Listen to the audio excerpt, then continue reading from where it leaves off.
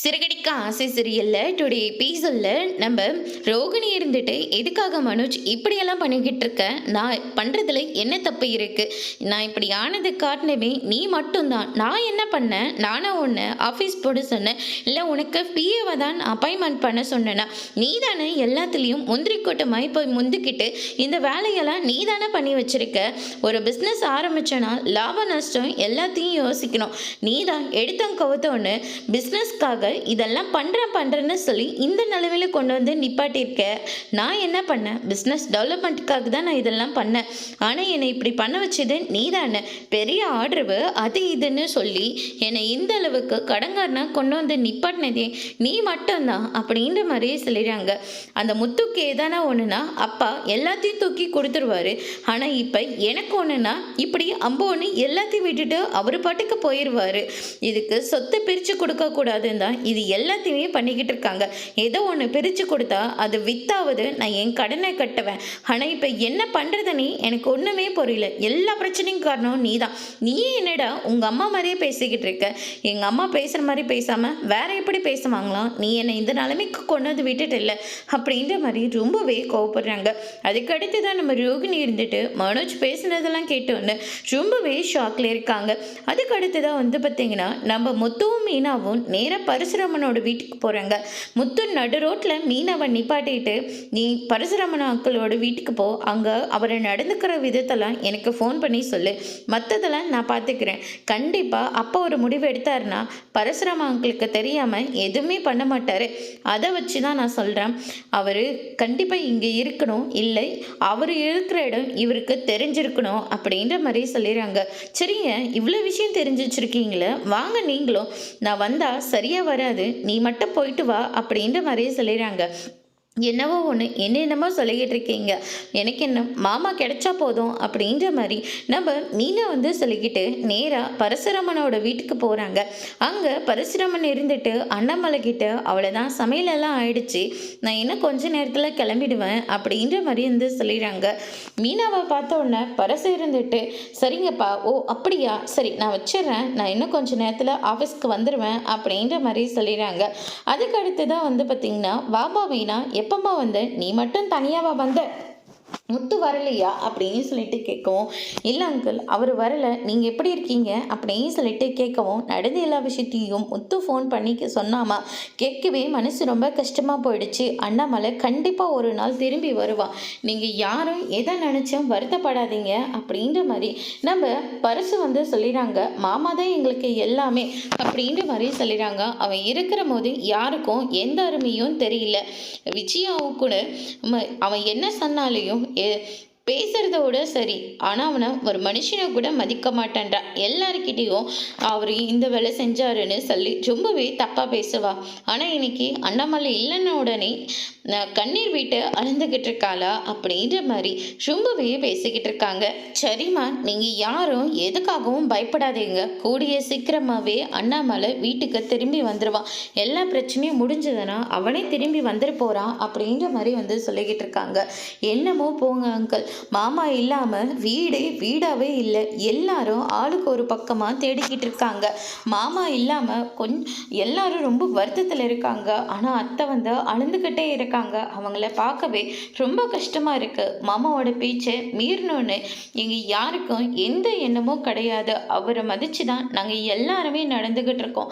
ஆனால் மாமா இதை புரிஞ்சுக்காம அவர் இப்படி லெட்டர் எழுதி வச்சுட்டு போயிருப்பாரு, கொஞ்சம் கூட எங்களால் ஏற்றுக்கவே முடியல, மனசு ரொம்ப கஷ்டமாக இருக்குது அப்படின்னு சொல்லிட்டு மீனா வந்து சொல்லிக்கிட்டு இருக்காங்க. கவலைப்படாதம்மா, பவானி வந்து சாப்பாடு கொண்டு வராங்க, இங்கே பாருங்க யாருக்கு சாப்பாடு அப்படின்னு சொல்லிட்டு கேட்கவும், எனக்கு தாம்மா வெளியில் சாப்பாடு ஒத்துக்கிறதுல, அதனால தான் அப்படின்ற மாதிரி சொல்லிடுறாங்க. அண்ணாமலை வந்து ஃபோன் பண்ணிக்கிட்டு இருக்காங்க. அண்ணாமலையோட நம்பரை நம்ம மீனாவும் வந்து பார்த்துறாங்க. இருமா, ஒரு முக்கியமான ஃபோன் வருது, நான் போய் பேசிட்டு வந்துடுறேன், நீ உட்காரமா அப்படின்ற மாதிரி சொல்லிக்கிட்டு ரூமுக்கு தனியாக போகிறாங்க.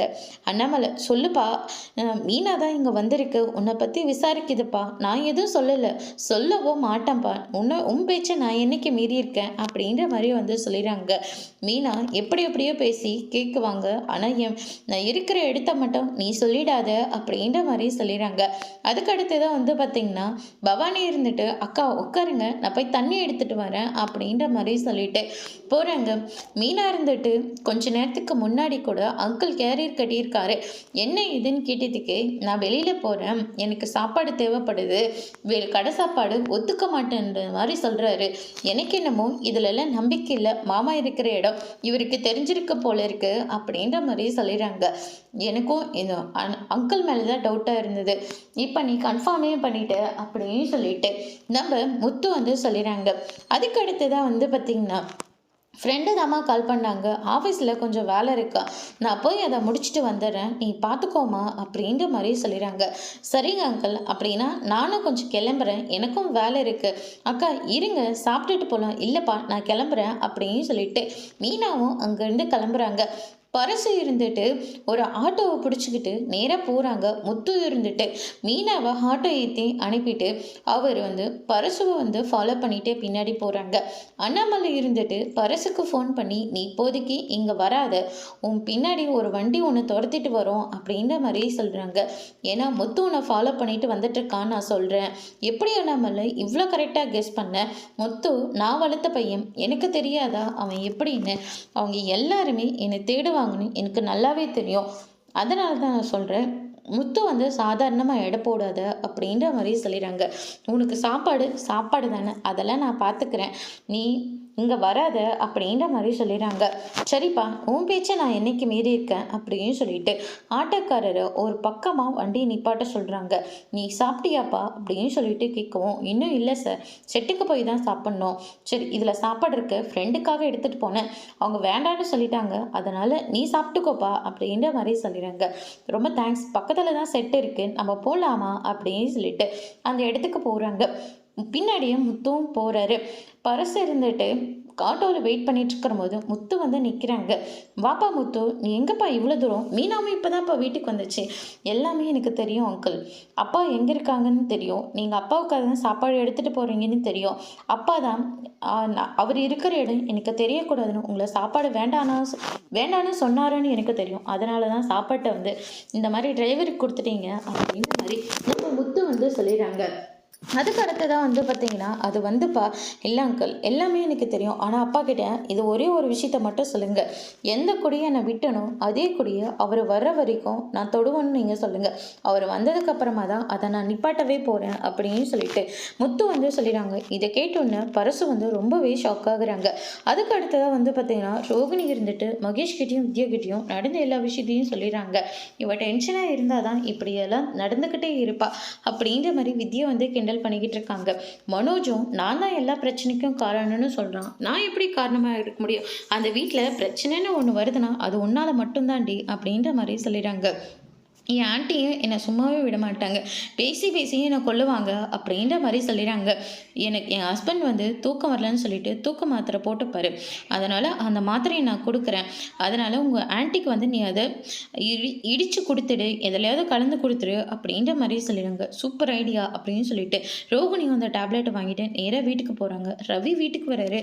விஜயா இருந்துட்டு அவங்க அப்பா கிடைச்சாரா, முத்துவும் தேடிக்கிட்டு தான் இருக்கான், எங்கேயுமே இல்லை அப்பா அப்படின்ற மாதிரி வந்து சொல்லிடுறாங்க. எல்லாத்துக்கும் காரணம் இவ தான், நீங்கள் வந்து சாப்பிடுங்க, சாப்பாடு வேண்டாம் ஒன்றும் வேண்டான்னு சொல்லிடுறாங்க. அதோட இன்னைக்கான எபிசோட் முடிச்சிருக்காங்க.